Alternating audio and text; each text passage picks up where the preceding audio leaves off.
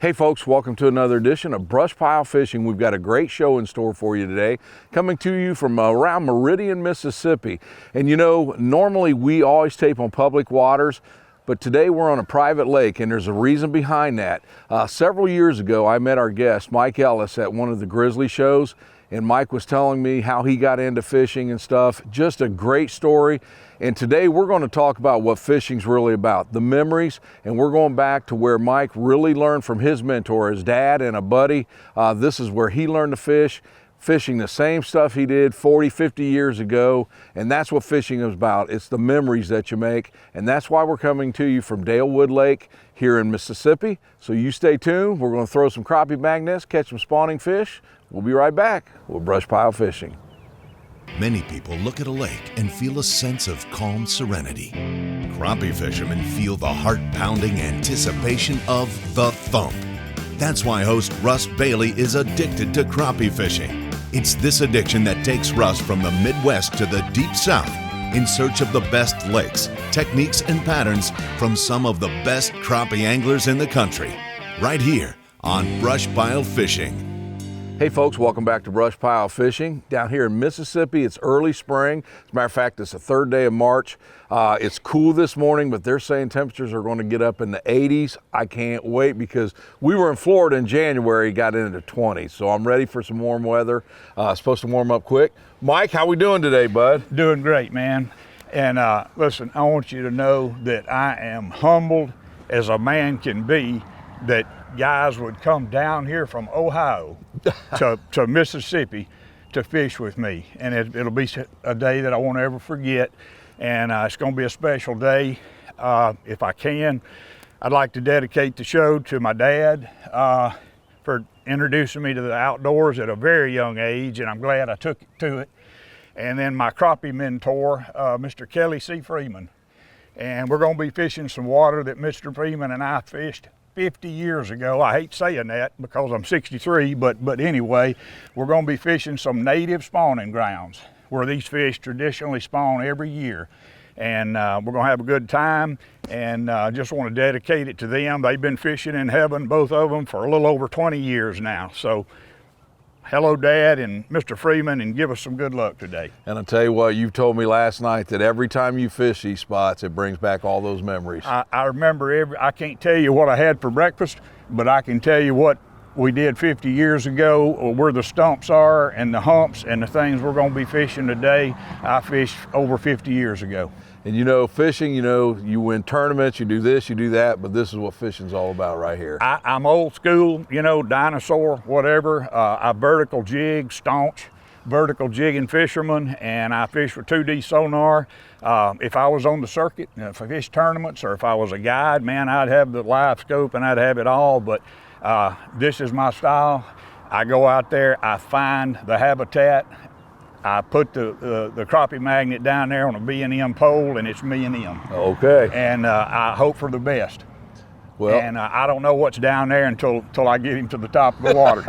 Well, it's going to warm up quick. You ready to get going? It's going to warm up quick. We're going to have a beautiful day, and we just need some fish to cooperate.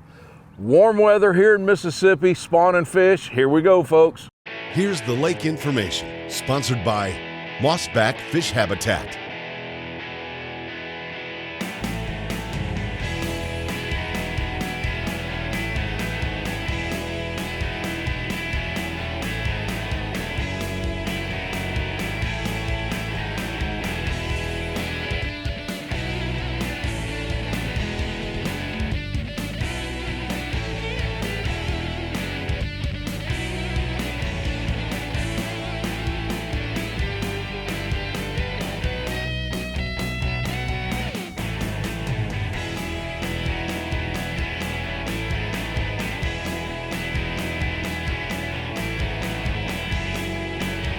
Your gear and conditions, sponsored by Cornfield Fishing Gear.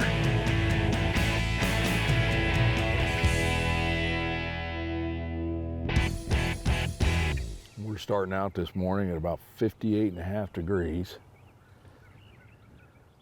And that should warm up pretty quick today. It should. We got bright sunshine, and right now we don't have any wind blowing. when I left the water the last time, it was right about 61, and we're gonna get higher than that today. That water will be higher than 61 at some point in time. Yeah, it'd been in the mid to upper 30s for a few nights. There was first volunteer. He hammered it. Oh yeah. Why don't you slip some nylon under that one? Oh man, he hammered it. Yeah, he hammered that one. I'm coming right here by the trolling motor if I can. Gotcha. All right. Man, he about took the rod out of your That's hand. what I'm talking about. Goodness. That's why every orthopedic surgeon has barred me within 150 miles. They will not give me any more cortisone shots. And that's why right there. But I Russ, just seen that rod, man. that right there, hell, I dropped it, but he slammed that Wizard's Glow, and that's what I've been catching him on, that crappie magnet. I like a big profile bait. I've been accused of force feeding them, before, but I put that down there, and if they don't like it, then I'll downsize. But when those fish are hammering it like that, I just keep force feeding it to them. But there's your good Dalewood crappie. I don't have the scales out, but that's probably about a pound, and that probably fish go pound and a half. Oh yeah. Whatever, good, healthy, nice. You see she's rode up with eggs, and I don't keep fish unless the wife says we're out of fish. We're fishing today.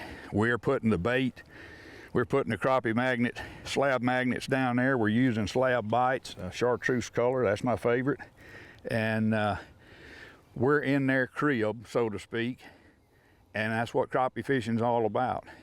You got to find the habitat, you got to find where they are, and you got to make that presentation the best that you can, and the rest is up to the fish. You said you have been catching a lot of males with an occasional female. I have.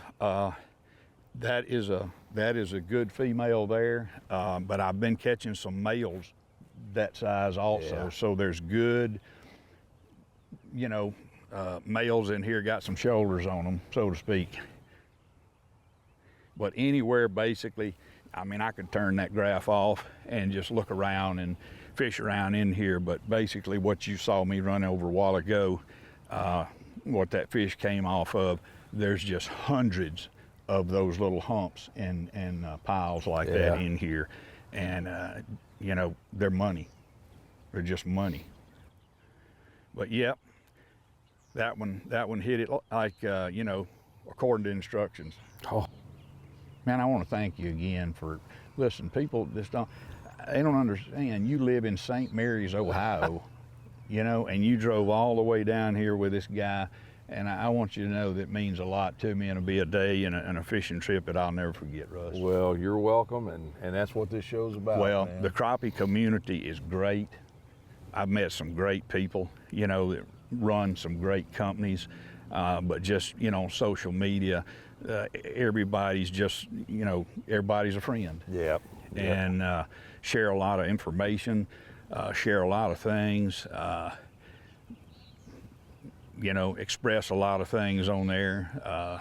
When you need to pray for somebody, you pray for them, and everybody goes through some ups and downs and whatnot, but the crappie community is, man, I just wouldn't trade it for nothing. Yep, I agree with you. And one of the things I'm noticing right off the bat, a little bit different, is a lot of guys, including myself, when I'm fishing shallow water, and we're in 5 foot of water right now. You said we'll fish anywhere from 4 to 6. A lot of times we're using a little bit smaller jig head, but we're starting out with 1/8 this morning. Well, like I said, I like a big profile, for big fish. Bill Dance started that, many years ago. I start off with that, and I feel like that, you can catch a hand-sized crappie on a 1/4 ounce jig head and a big bait and whatnot. But if I have to downsize, I do. But I start out with this profile. I love a 1/8 ounce. That's my go-to. That's my starting place. And colors, you just have to figure that out as you go. Right. But yeah, I do like the 1/8 ounce, and if I have to go lighter, if I want a slower presentation, slower fall, you know, I go down maybe to a 1/16. But I don't know as I've ever fished anything smaller than a 1/16. Okay. I put it down there and hope for the best, and if I have to make adjustments, I do. Man, look at that. That's gnarly. There There he goes. Joe, you were wrong. He's gonna fool around and catch some fish today. Let's put some net under that one. Yes, sir. orange that Yes, time. sir. Hit the candy corn that time. Yes, sir. There you go. Another nice female. We had just went over some nasty looking stuff, and it's like you have to catch one in there. Look at that. Well, I call it, you know, going by the instructions. The directions say you're supposed to catch one when you go across something like that. Yeah, And when it worked, you know how a plan comes together. it did. Plan comes together. You know, and the thing I like, folks, a lot of times, you know, we are fishing in fronts where we got to use a smaller bait, the regular crappie magnet. Today, we're using a slab magnet, big baits, and a nice aggressive bite. Mr. Freeman called everything trash. And this stuff that we're fishing, he called it native trash or native stumps, meaning they've always been there, and when they cleared and cut and whatnot, those stumps that we're fishing, they're always going to be there. So he always referred to that kind of structure as not structure but trash, and he called it native trash. Now, man-made brush pile is one thing, Sure. but you know, the stuff that's been there since forever, he said you can always count on that, you know, for good fishing. But yeah, a lot of good memories. I got a story to tell you. He was staunch. You know, I mean, he went early, stayed late, stayed all day, take your lunch, you know, and all that. And we were fishing out at Oak Tibby Reservoir one day, and it was in August. And man, it gets hot down here in August. And we were out there, and it got lunchtime, and we had not had a single fish. We didn't have a single fish yet. He said, okay, I'm gonna drop the anchor here and let's eat our lunch. He said, usually if you'll act like you're drinking something or eating something, whatever, you know, cork will go under. And so he dropped the anchor there, and we had our lunch. And just about the time that we moved a boat length or two or whatever, he caught a fish, and maybe 9 inches, maybe 10 inches, you know, stretching. And no live wells in that boat back then, you know. Yeah. I had a stringer in the front, he had a stringer on the back. And so he put it on the stringer. We fished on around, and we never caught another fish. And he said, let's roll them up. And I said, well, I guess you're gonna let that fish go. He said, no, sir, I'm not letting it go. I said, you gonna carry that one fish home? And he said, yeah, I'm gonna freeze it, and I'm gonna put it in a box, and I'm gonna ship it up to Mississippi State. And he said, I want him to examine his head and try to get some information on it. Boy, that was just one of many memorable days. Yeah.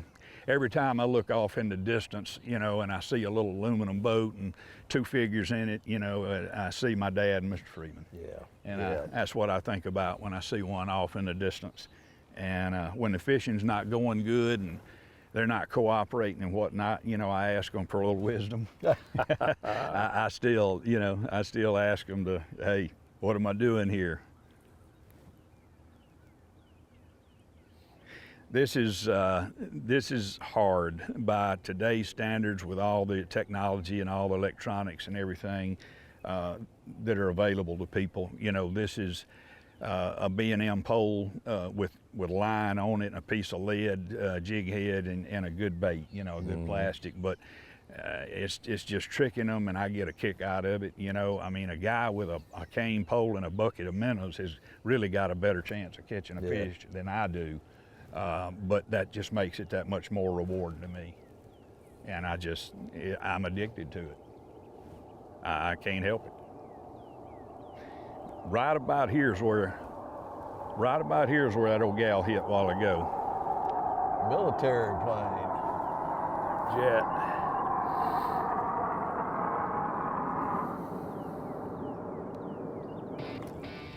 There's one. There we go. You called that one, didn't you? Need net on him? Well, I ain't got a good look at it.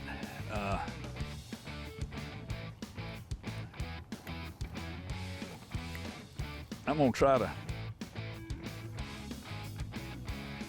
to pull a Melvin, what I call. A black crappie. I'll That tell first you one what. was a white, wasn't it? That female?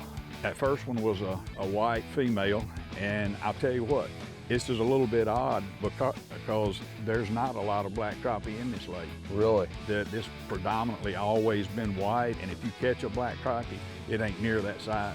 So that's a bonus, and you can see what that candy corn did there.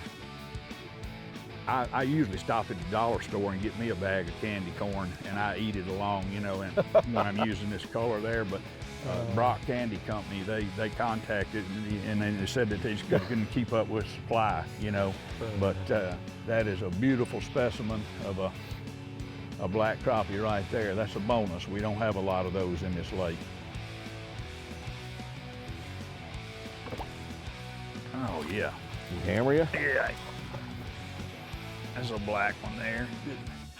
Good male. Need net? Well, yeah, I don't want to lose a good fish. That's a pretty dark one. Yeah, he's getting some color on. Pretty dark one. He's getting some color on. White crappie, but boy, is he pretty. Yeah, he's putting his colors on. He's not fully dressed yet, but he slammed that candy corn. He liked it about as much as I do. Guarantee you. We're gonna let that gentleman go.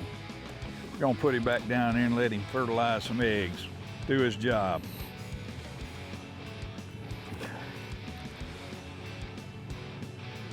There we go. There we go. You were wrong. Come here. Oh man, he didn't even ask for the net. I wasn't taking a chance. Joe, you were right, man. That is a nice fish. That is a nice female. Look at that rolled up eggs on that. Oh yeah. That is just a perfect example of a healthy white, beautiful white crappie. That is a specimen. I can see why you made good memories down here with your dad. I can see it. I guarantee you. What did it feel like when it hit? Not a better feeling in the world. I'm telling you. Awesome. There you go, folks. I'm telling you.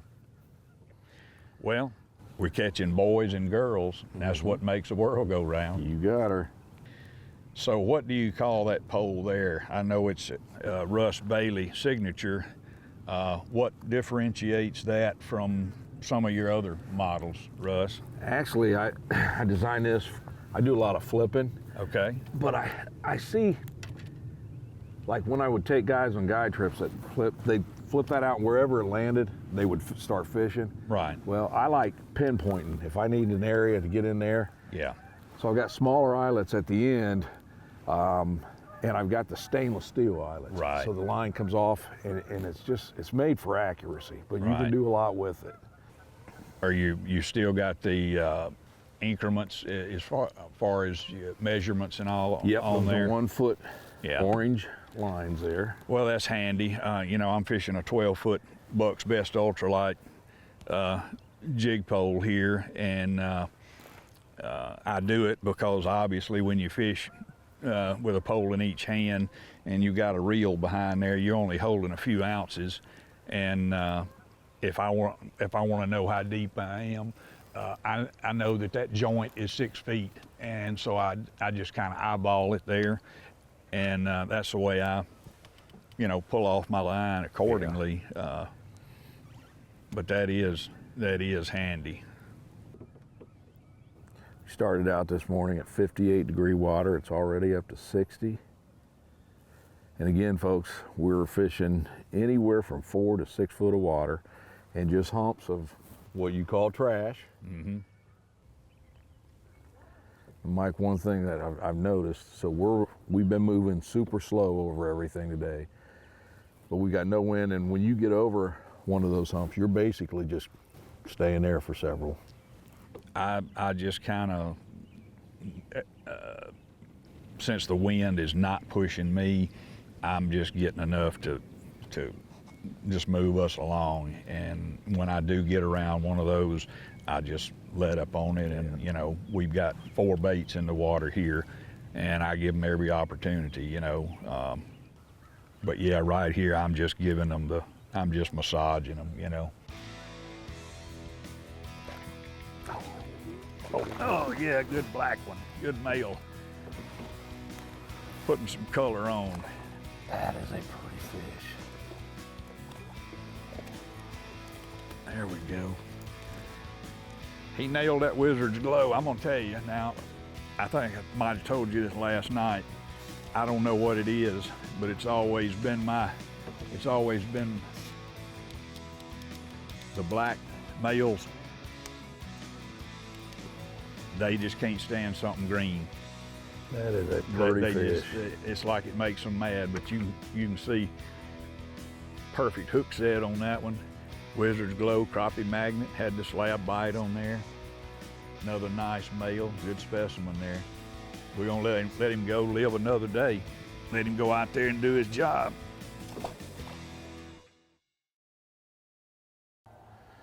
Tell you what, folks, it was a cool morning when we started in the 40s, and it has warmed up quick.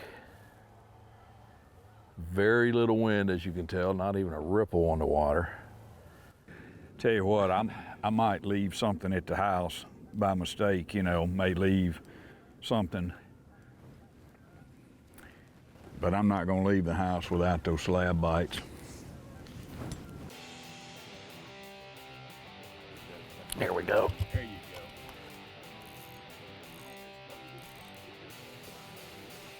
go. You need some nylon? Yeah, better. Oh yeah, That's a feisty. Yeah, oh yeah. That's a feisty one. Come here. Boy, the average size of these fish. Isn't that something? Look at that. Whoo, man. Like we talked about, you know, we're not getting a ton of hits, but every fish is a good fish. No one's gonna complain. My daddy had so many sayings, I can't remember them all. I remember a lot of them, but he said that's as good as Mrs. Ezel's 7-layer jelly cake. I bet that was pretty good. Yes, sir. Look at there, folks. And it's warm down here. We left 21 degrees. That's what I'm talking about. Woo! I do feel sorry for you a little bit. Yeah, I bet you do.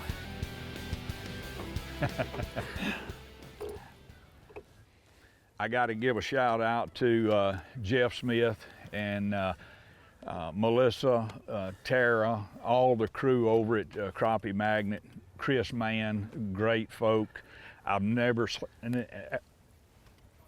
finally found somebody that sets the hook harder than me, and that's Chris Mann. But he's the only person that I've ever met that sets a hook harder than me.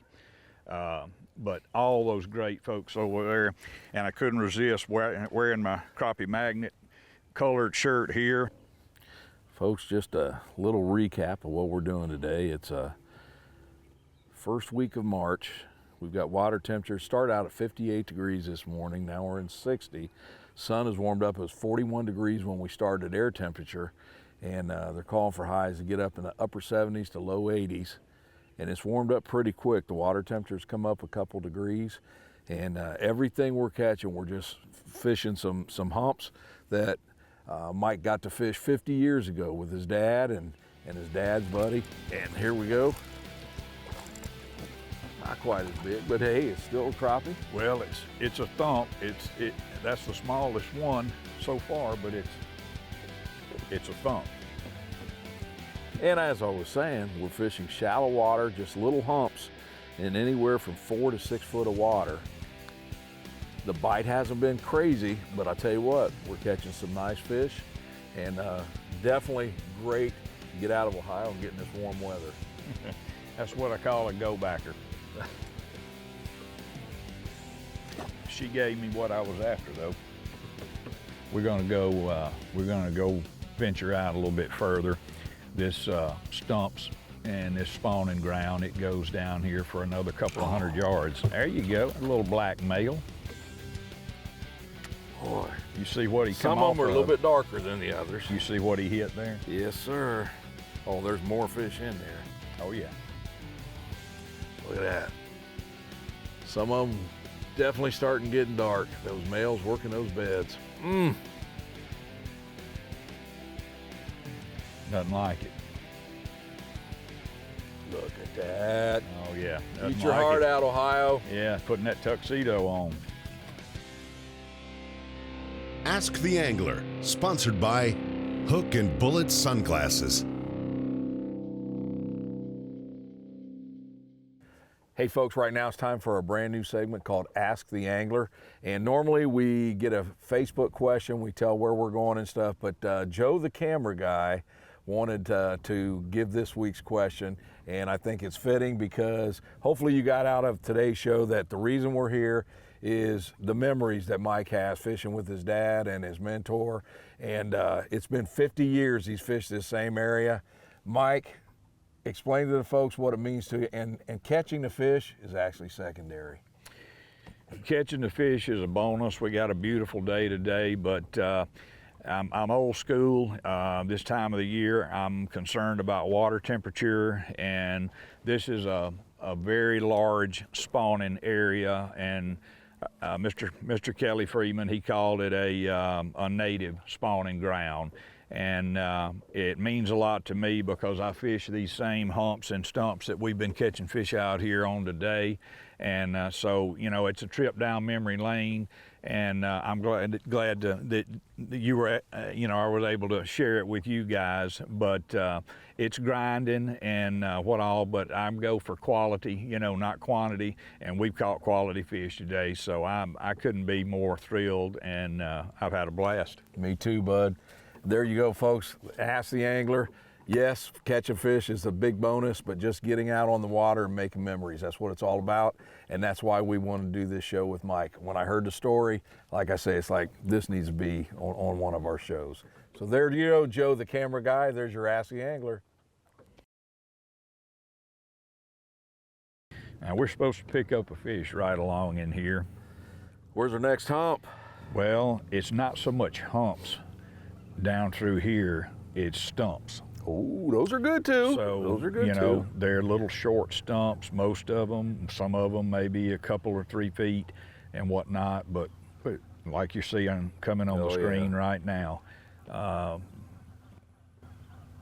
this is a good little area. Of course, you see all those little dots and whatnot, and there you go. That's a good fish. There you go. Oh, that's a good fish. Oh yeah, that's female. Yeah, good female there. Pull her to you. All right. First stump we come up to. Well, it's good when you're sitting there talking about a stump, you know, and the plan comes together. Oh, still baby. The old eye hole jig. There you go. And the candy corn. Candy corn. That's a good combination. I'm Got a little guarantee slab bite in the eyeball. I guarantee you. You know, we moved from the humps to the stump. First one we come across, and bam. And that's another one. No light bite there, buddy. It was thump. Well, she's packed full of eggs too. So Yes, sir. I'm saying if the weather holds out, the temperature holds out, doesn't matter if it rains or what it does, there's going to be some spawning action. See that eye hole? That could be the key. Man, oh man. You know what? And I don't get me wrong. Even when the bite is finicky, I love catching them. But man, when you have them days where nothing like it. It just feels like something runs into the rod tip. I do love it. So, you know, folks, we, believe it or not, don't do a lot of spawning shows. We've tried to set up spawning shows, but the last several years, You know, especially when we try to get shows in the South. You guys have been hit with some major flooding. We have. And bad weather, and we just, so it's nice that we get to, you know, actually do a spawn. Well, good thing about, Oh, look at this dark one. Come here. well, you're gonna have to jump. There we me. go. Oh, we I talk bet- about color. I bet he thumped it. Look at that. I bet he thumped it. Yes, those males are a little bit more aggressive. Yeah. Oh, God.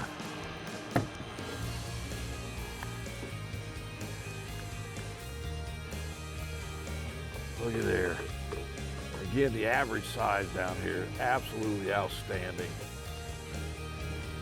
And that was another thump. Never gets old, folks. It never gets old. Now, Mike, some of these areas, big stumps, some of them humps were big. If they were in deeper water, I can see hitting the trolling motor, staying right on top of them. But in that shallow water, you don't do that as much. Well, if we were in deeper water, I wouldn't hesitate a bit. I have proven to myself out hitting that spot lock doesn't seem to spook them, you know, if you've got the right depth. But you know, we're hitting some spots here and some stumps and humps that are coming up as high as 3 feet. Mm-hmm. And if you stop right over that with the spot lock, it's just disturbance. You stand kicking up mud and just disrupting, you know, everything that they're doing. So with this shallow water, I just prefer to kind of, you know, stay on the move, just on and off that trolling motor, especially without the wind like it is. But that's pretty much deep water, great. But right now they're doing their thing, and the less disturbing that I can do, the better fishing for us. You know, folks, one of the things I talked about earlier that's pretty cool today, because you don't see it a lot, is a lot of times if you're fishing this shallow water, you're going with a 1/16 or even a 1/32. But we're going with the 1/8 and then the big slab magnets. I mean, big bulky baits. And maybe we would get a few more hits going downsizing, but the thing is, with what we are catching, the quality, not changing a thing today. They want that the bigger fish are going for that big bait. And now the BrushPile Gear Check, sponsored by Garmin.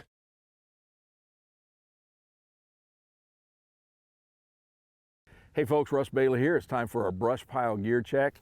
As you can see today, we were both using 2 rods, and pretty simple, just going over the humps and some of the stumps and basically holding it pretty still. I was using 2 of my 10.5 foot Signature Series rods by B&M. They're lightweight, and again, holding 2 rods all day, it was pretty good, even with my bad shoulder. Again, I was using my Signature Series, but Mike was using a Bucks Ultralight. This is specifically what he likes using for this technique. Now, I went with a 4-pound high-vis slime line. And again, we were only fishing anywhere from 4 to 6 foot of water. I know Mike likes going up to a 10-pound test line, but the high-vis, especially in the color water we had today, did great. Now, as far as the jig head, we were going with 1/8 ounce, even in the shallow water. As you can see, I've got my eye hole on there. I had a little slab bite in the eyes, of course, and then we added the slab bite on the hook also. Now, this color here, we caught fish. Every fish today was caught on 2 colors. This is called candy corn, and it started whacking them, especially the further that the sun came overhead. This turned into color, but Wizard's Glow was another one. But the only 2 colors we used today, again, very productive, 1/8 ounce jig heads, slab bites on there, and a simple rig, but we caught some quality fish. So thanks for joining us for today's BrushPile Gear Check. Oh yeah. I don't know what that is. It's a crappie. I'm gonna come right around there to you.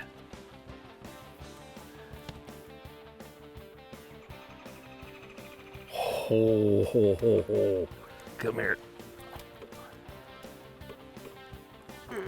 There we go. There we go. Touchdown. Nice. Yes, sir. That's another nice female. She liked that candy corn. We were just talking about eating real candy corn. She ate it good. Guarantee you another good healthy female fish there, belly full of eggs. B&M poles, crappie magnet baits. Lethal combination. There we go. There's another male trying to turn black. Come here. Yes, sir. He wanted him some candy corn. I got your last couple on the candy corn on this side. There you go. I'm gonna make a believer out of you on that candy corn. Yes, sir. Another black crappie. You'll be stopping at the dollar store and getting you some to eat on the way back to Ohio. Oh, some blacks and whites today. It's been a good morning. Usually when you catch a speck out of here, that is the exact size that it'll be. That one I caught earlier was an exception to the rule. That's the biggest black crappie I've caught out of this lake, as a matter of fact. Really? Yeah, so that kind of surprised me. But that size that you just caught, that's about average for the specks or the black crappie. Well, folks, I hope you enjoyed today's show here at Dalewood down in Meridian, Mississippi. Mike, I've had a ball, buddy. Man, I couldn't have asked for any better. Good food last night, good fellowship. Started off with a bang this morning, you know, first spot we come up on. And we've caught some good quality fish, and I couldn't ask for more. And Joe, the camera guy, and he gives Russ a hard time, but Russ did manage to catch some fish, and so he bucked the odds. And I've had a blast, and it'll be a memory that I'll cherish forever. And I can't thank you again enough, and I'm humbled. I'll tell you what, man, it's been fun. We talked about this for a while. Everything came together. You called me. We actually did this, folks, on about 24-hour notice. Mike called, said it's on. The weather's going to be stable for a couple days. Get down here. Mike, I've had a ball, bud. Lived up to my expectations. I have too, bud, and I can't wait to get together with you again. All right. Folks, I hope you enjoyed it. Stay tuned, because you know we'll be back with BrushPile Fishing. Special thanks to B&M Pole Company, War Eagle Boats, Crappie Magnet, Slime Line Fishing Line, Cornfield Fishing Gear, Eye-Hole Jig, Easy Drift, RTD Erupt Fishing, Driftmaster, Offshore Tackle Company, Power Pole, Mossback Fish Habitat,